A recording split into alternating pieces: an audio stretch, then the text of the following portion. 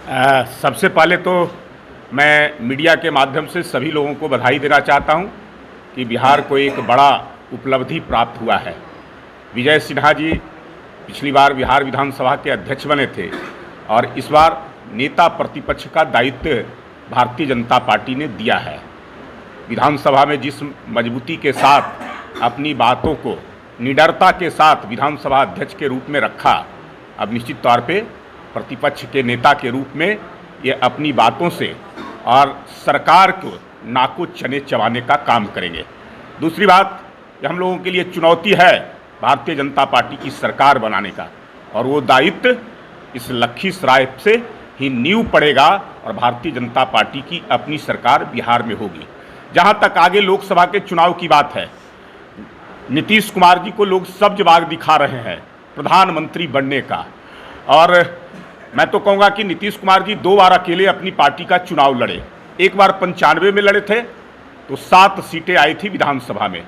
दूसरी बार जब वो लड़े लोकसभा का 14 में 2 लोकसभा, अकेले अपने दम पे जो पार्टी किसी राज्य में लड़ नहीं सकता हो और लड़ करके सरकार नहीं बना सकता हो, और उस पार्टी का सपना प्रधानमंत्री बनने का, ये खुद जो है से हास्यास्पद लगता है। दूसरी बात की थर्ड फ्रंट बनाने की बात हो रही है। थर्ड फ्रंट में एक अनार 100 बीमार, कई दावेदार हैं। एक तरफ जो है से नीतीश कुमार को लोग जो है से सपना दिखा रहे हैं, लेकिन दिल्ली दूर है, दिल्ली की बात कर रहे हैं, दिल्ली दूर है।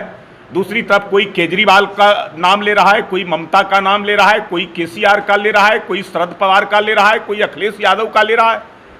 और उसके अलावा जो हमारे कांग्रेस के राजकुमार हैं राहुल गांधी, वो खुद स्वयं अपने आप को मंसूबा पाले हुए प्रधानमंत्री बनने का। तो सबसे पहले कि एक हो नहीं सकता है थर्ड फ्रंट एक हो भी जाएगा तब भी नरेंद्र मोदी का कोई मुकाबला नहीं कर सकता है।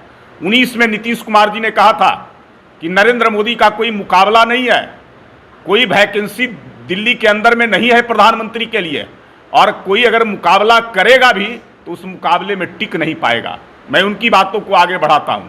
24 में नरेंद्र मोदी का कोई मुकाबला नहीं है। दुनिया के सबसे ताकतवर व्यक्ति हैं, सबसे पॉपुलर व्यक्ति हैं, जो बाइडेन को भी पीछे छोड़ने का काम किया है।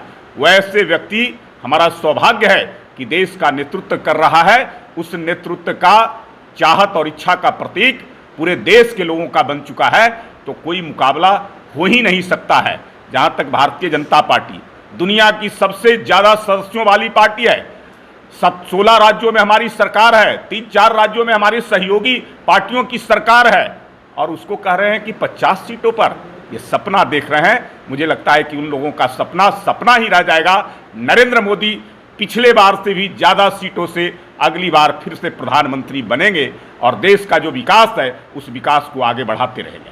अमित शाह का जा रहे हैं 23-24 को सीमांचल के इलाके में, पूर्णिया में उनकी जनसभा होगी, और उसके अलावा किशनगंज में कुछ सरकारी कार्यक्रम होगा। वो जो इलाका है सीमांचल का, कोसी का इलाका, ये बड़ा ही जो ऐसे कठिन इलाका एक तरह से कह सकते हैं, हमारे सीमाओं से सटे हुए बांग्लादेश के बॉर्डर से सटा हुआ है, जहां आतंकवाद, ISI एक बड़ा मुद्दा रहा है, घुसपैठियों का मुद्दा रहा है। मुझे लगता है हमारे गृह मंत्री अमित शाह जी आएंगे, इन मुद्दों पर निश्चित तौर पे जो है से एक बड़ा हमला होगा, और उससे हमको बिहार में और खास कर करके सीमाओं पर मजबूती मिलेगी, उसको रोकने में, आतंकवाद को, ISI के अड्डों को रोकने में, और उस इलाके के क्षेत्र का विकास का एक नया आयाम खुलेगा उनके आने से।